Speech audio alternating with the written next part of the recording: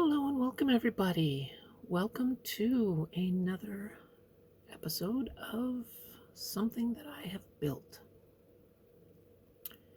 This is, for anybody unfamiliar, is the Baton Rouge-class starship, which was designed by Rick Sternbach in the for the book Star Trek: A Spaceflight Chronology, released in late 70s, 79, I think. And it is a gorgeous design.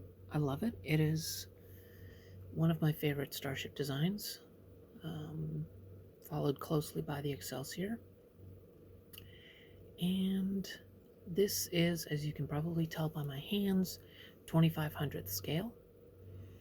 This was printed for me about 20 years ago.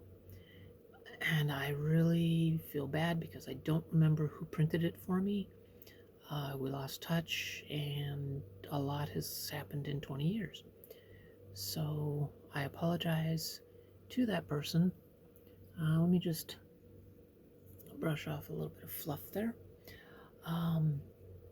It took me 20 years. I finally got it done. It took me 20 years to finish because I was trying to clean the print lines without destroying any of the very tiny details.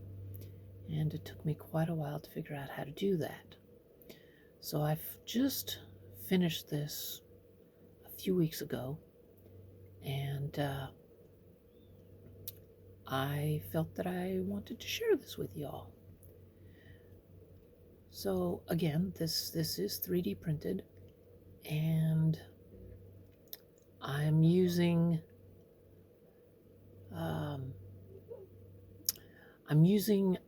G-Cals, G-Cals, 2500th scale USS Enterprise decals to detail this ship.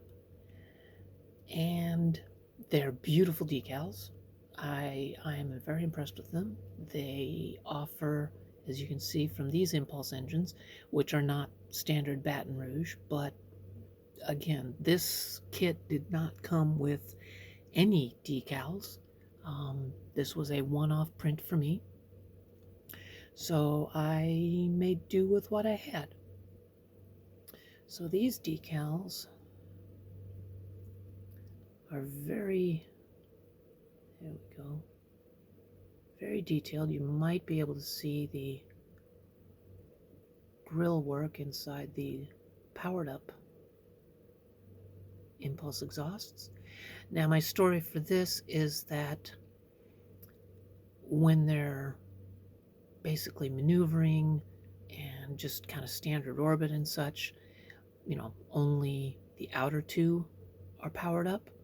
But if they need to go very quickly in impulse speed and work their way up to warp speed, then they kick on the two inner drives. And the center dot is actually an aft torpedo missile tube. They didn't have torpedoes, then they had missiles. The shuttle bay is, there we go. The shuttle bay is made up of a scrap decal that I had laying around. And you can see, there we go. The landing bay lights up above and the windows and airlocks and such, again, those are from the 2500 scale Enterprise decal sheet from G-Cals. I had a couple of spare decals, let's say 1 and 2, which are the basically secondary shuttle bays, cargo locks and things like that.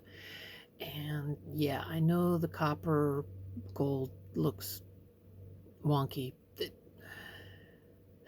was my bad. I finished painting everything, got it all put together, gloss coated, and then went, wait a minute, I forgot to paint the sensor band. And so I painted it on top of gloss because I was just starting to decal, so I couldn't really do anything else with it. So yeah, it's bad, but you know, if I'm ever able to get something like this again, I will definitely do a better job. Um, Again, these, oh yes, the GCal decals are beautiful. They're crisp, as you can see. Um, they're wonderful. The name USS Horizon is actually from one of my Cheetah Productions model kits for the 1000 scale Daedalus, and it fits this scale, so I use that. But the hull number is obviously just a rearranging of the Enterprise's numbers. One criticism I have for GCal's decals is that for some reason he does not make saucer rim windows. There we go. No, come on. Okay, I'll go over here. There you go. So, and I did ask him if he would add them to the sheet that I'm about to buy, and he said no.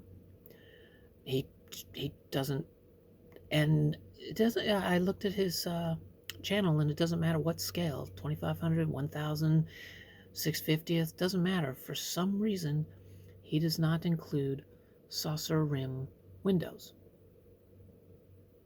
I don't know why, but I basically just used leftover um, um, Pilot 1 and Pilot 2 windows to do the additional windows on B deck up here, as well as the saucer rim windows, which I tried to make I tried to make look as close to, come on, to the original series locations. And let me just go underneath here. And you know what? I will just pop this off the stand. Which is apparently taking some deep damage. Damn it. This is, nope, let's go this way. That way it gets light. So,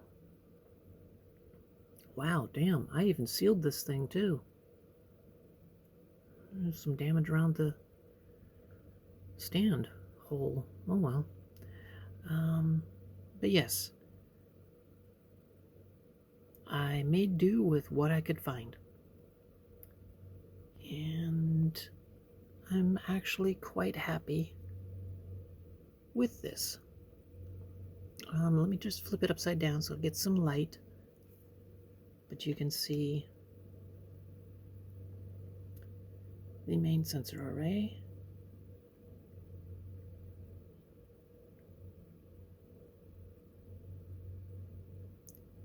And yes, I've got the running lights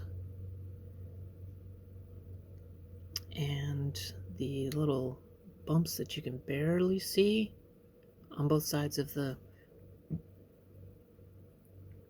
well, depending on who you talk to, their landing gear, which I kind of agree with, or their sensor pallets, which I can also understand. For a ship this old, I would say that they're sensor pallets. For the Constitution class, I'd say that they're landing gear. But yeah, those little bumps that you can barely see are what I was trying not to lose in the details, are the laser turrets. And you can kind of see them better up top. I'm pointing at the camera. On next to the N and next to the 0, you can see, there's the laser turrets there. And yes, I just let me put this back on here. And I need to weigh this down in the back, so I got a penny back there, because this saucer on this, well, it counterbalances itself, so it'll stay in one place. So let me just kind of put this here like this. And there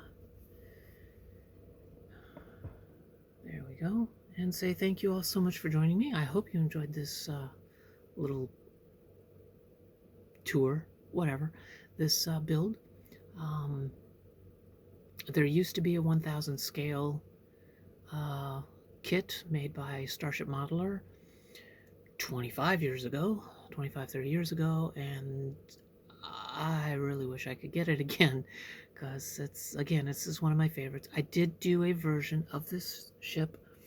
I took my only version of this kit in 1000 scale and did a build in which I used the Constitution class nacelles, and it was the USS Republic, and I shared that on the Starship Modeler website 25, 30 years ago. But shortly after I did that, they stopped producing the kit, so I was never able to actually get another one to build up in this original layout again, and I'm bummed. But yes, there's someone has made a 3D printable version of this ship that's actually closer to the drawing that Rick Sternbach has done, but I don't have a 3D printer, so oh well. So anyway, I hope you enjoyed. Thank you all so much for joining me. Be excellent to each other and to yourself, and live long and prosper. Bye.